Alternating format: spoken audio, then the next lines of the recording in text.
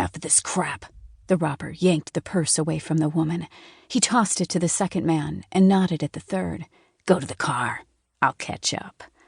The second robber tightened his grip on the purse. "You sure?" "Come on," the third robber laughed. "If he can't take down one random chick, he needs a new job." "You're right about one thing," Zaena declared. "He needs a new path in life." She charged the first man. He didn't have the purse, but he was closest to the victim. She couldn't risk another hostage situation. The second robber darted away, but the third man frowned and stepped forward to intercept Zaena. The victim dropped to her knees, putting her hands over her face. The third robber growled and swung a fist at Zaena. She ducked the blow and replied with a quick jab to his face. He grunted in pain with a surprised look. "Don't tempt me, bitch.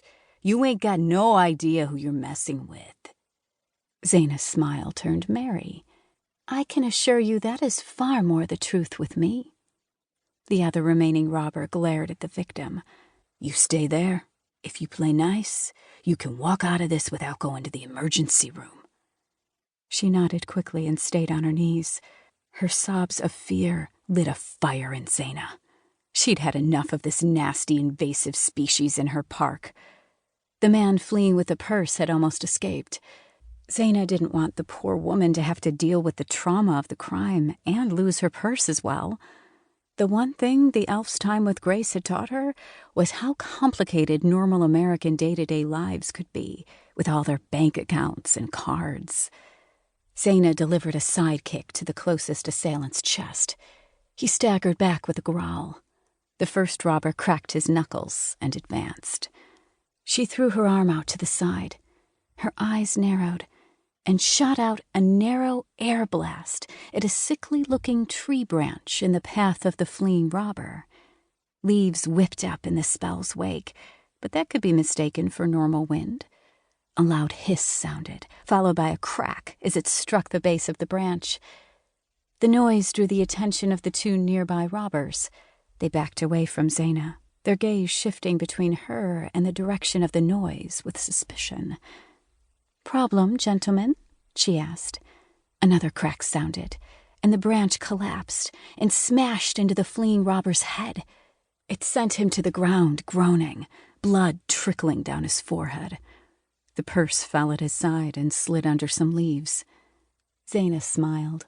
She hadn't been sure the timing would work out. Her brothers would have been proud.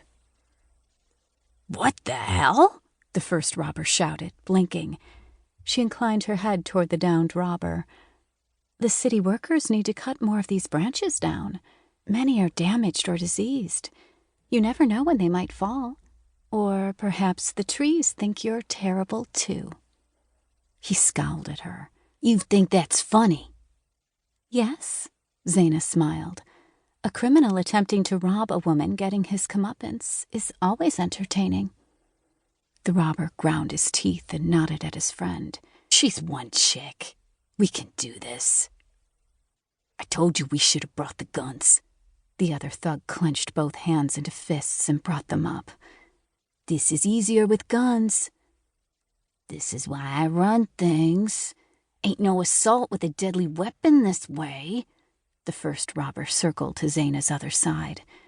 "You've got some moves, chickie, but that ain't gonna save you from both of us. This ain't no dojo or gym. This is the real thing, and you're gonna get hurt." "This park is protected." Zaena let out a weary sigh. Fools never learned. "You can still choose to leave before you suffer serious injury. I make no other guarantees if you press your assault." The robber shouted and rushed at her. His partner moved a second later. Zaena jerked her head to the side, dodging the first man's blow. Her spinning kick cracked into his head and sent him sprawling into his partner. Their victim risked crawling away from the brawl. Zaena rushed the men and delivered a flurry of palm strikes to keep them off balance. Taking them down was easy, but she cared more about allowing the other woman to escape.